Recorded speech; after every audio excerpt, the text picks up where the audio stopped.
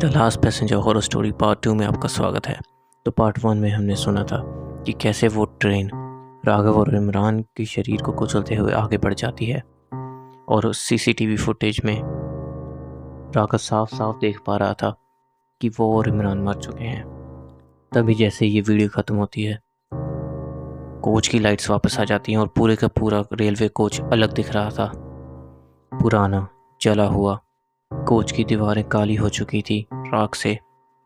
जले हुए लोग, पिघला हुआ फ्लैश चारों ओर सीलिंग पर कोच के यहाँ वहाँ फैला हुआ था।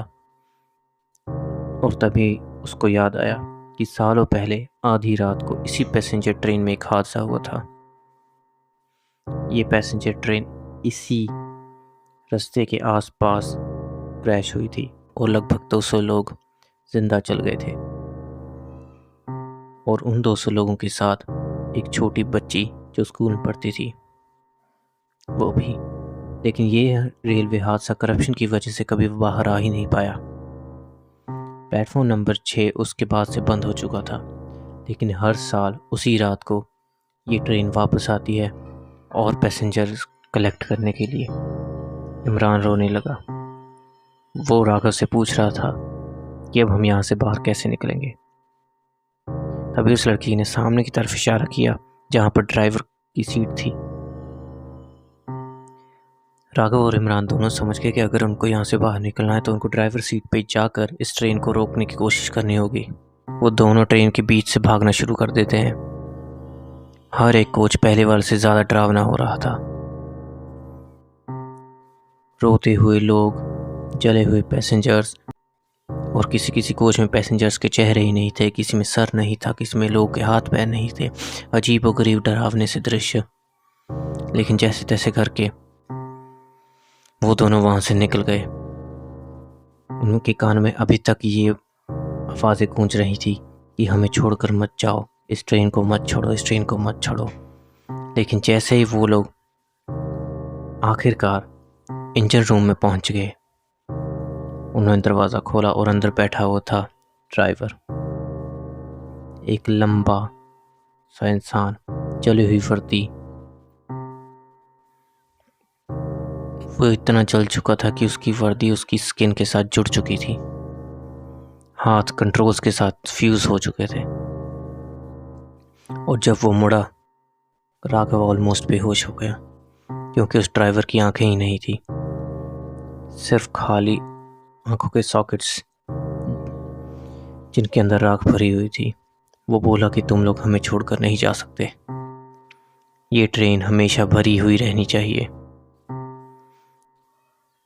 इमरान डर के मारे चीखने लगा और उसने उस ड्राइवर के ऊपर हमला कर दिया। जो इमरजेंसी हैमर राघव के पास था, उसने उस हैमर से उस ड्राइवर को मारने की कोशिश की, लेकिन ड्राइवर को कुछ नहीं हुआ। लेकिन वो ट्रेन धीमी होनी शुरू हो गई और बाहर का स्टेशन दिखने लग गया। ब्राइट, क्राउडेड, नॉर्मल लोग आ जा रहे थे। चाय बेचने वाले चिल्ला रहे थे। असली जिंदगी दिखने लग गई थी। तभी राघव ने जोर से चिल्लाया कि बात बढ़ रही है, हम पहुंच गए, हम इस ट्रेन से निकल सकते हैं। तभी अचानक से ट्रेन रुकी और ट्रेन के दरवाजे खुल गए और सारे पैसेंजर खुशी खुशी उस ट्रेन के ऊपर चढ़ने लग गए। सब लोग नॉर्मल दिख रहे थे, कुछ ज़्यादा ही नॉर्मल। इमरान ने आखिरकार खुशी की सांस ली और बोला कि हम बच गए। लेकिन राघव ने कुछ नोटिस किया कि जो पैसेंजर सब ट्रेन पर चढ़ रहे थे, उनमें से कोई भी राघव और इमरान की तरफ देख ही नहीं रहा था। ऐसा लग रहा था कि वो लोग उन दोनों के बीच से होकर ही गुजर रहे हैं, आर पार।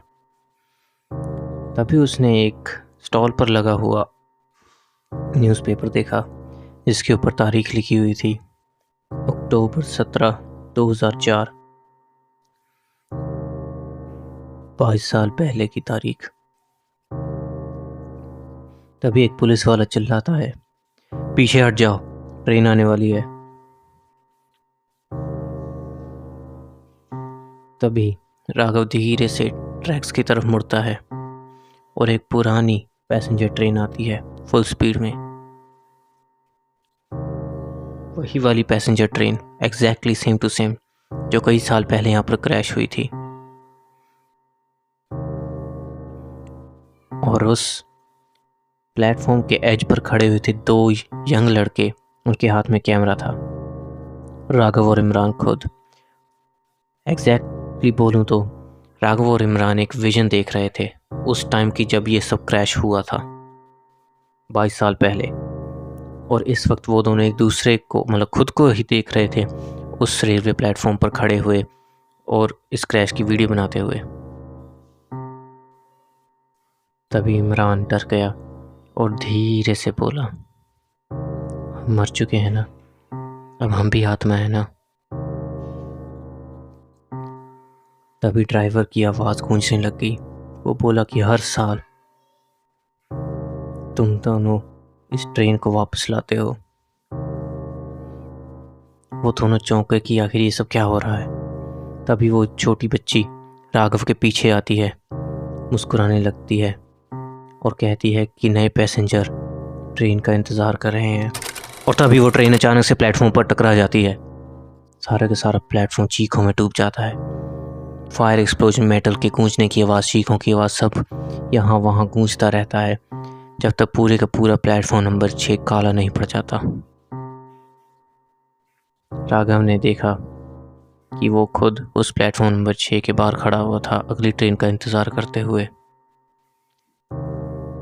अगली सुबह रेलवे वर्कर्स को एक पुरानी अबैंडन्ड ट्रैक्स के पास एक पुरानी कैमरा फुटेज मिली। जब उन्होंने उसको खोल कर देखा तो फुटेज करप्टेड थी, एक्सेप्ट एक फ्रेम के।